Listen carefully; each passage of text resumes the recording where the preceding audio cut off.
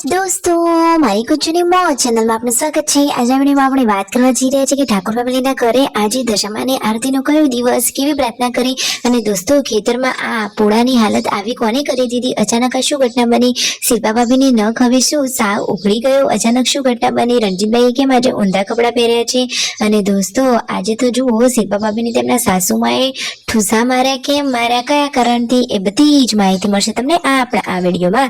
મારી ચેનલ ઉપર નવા હોય તો ચેનલને ફટાફટ લાઈક શેર એન્ડ સબસ્ક્રાઇબ કરી દો। Full video in Thakor family blog channel દોસ્તો ફૂલ વિડીયોની લિંક ડિસ્ક્રિપ્શનમાં મૂકેલી છે, ત્યાં જઈ તમે આખો વિડીયો વોચ કરી શકો છો। આવી ટૂંકી ટચુકડી લાઈવ લેટેસ્ટ ટ્રેન્ડિંગ માહિતી મેળવવા માટે કરી દો મારી ચેનલને ફટાફટ સબસ્ક્રાઇબ। તો ચાલો દોસ્તો વધારે રાહ ન જોતા આપણે વિડીયોની શરૂઆત કરી દઈએ છીએ। તમે વિડીયોમાં લાઈવ જુઓ કે સવારે પૂનમ ભાભી, શિલ્પા ભાભી બધા જ લોકો રસોડામાં કામે લાગી ગયા છે। શિલ્પા ભાભીને તો દશામાના ઉપવાસ છે તો ફરાળ કરી રહ્યા છે, એ પણ બેઠા બેઠા નાસ્તો કરી રહ્યા છે। અને જુઓ પૂનમ ભાભીએ હવે શાકનો વઘાર કરી દીધો છે, ફટાફટ જમવાનું રેડી થઈ રહ્યું છે અને તેમના મમ્મીને લોકો તો હવે જમવા પણ બેસી ગયા છે।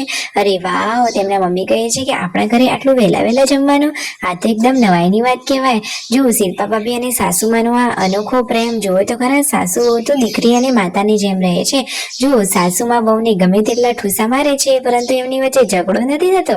જુઓ એ બંને તો આ રીતે મજાક મસ્તી કરી રહ્યા છે। અરે વાહ, સાસુમાં પણ સારા છે અને વહુ રાણીઓ પણ બધા એકદમ સરસ છે, ઘરના કોઈ પણ કામ કરવામાં જરાય પણ નાનમ નહીં અને બધા જ લોકો કામ સાથે મળીને કરે છે, તો છે ને એકદમ ક્યુટ એન્ડ હેપી ફેમિલી। તો જુઓ સંજયભાઈને અને શિલ્પા ભાભીને ઉપવાસ છે, એમના માટે બનાવી છે સૂકી ભાજી, બીજા બધા લોકો માટે બટાકાનું શાક।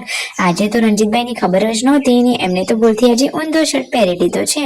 અને દોસ્તો શિલ્પા ભાભીને હવે હાથ પર આ નખની શું થયું, જુઓ તો ખરા કે આખો જ નખ ઉખડી ગયો છે, ખાલી જરાક જ અડીને રહ્યો છે। અરે રે, જોતા જ આપણને કંઈક થઈ જાય એવી તેમની આંગળીની સ્થિતિ છે। તો દોસ્તો શિલ્પા ભાભી તો ખરેખર એકદમ મજબૂત કહેવાય કે આંગળીની હાલત આવી છે એ છતાં બધા જ કામ કરે છે, ખેતરના કામમાં પણ એક્સપર્ટ, ઘરના કામમાં પણ એક્સપર્ટ। જુઓ તો ખરા ને હંમેશા એમના ચહેરા ઉપર સ્માઇલ જ હોય છે, હસતા જ હોય, એમનું નામ જ શિલ્પા ભાભી।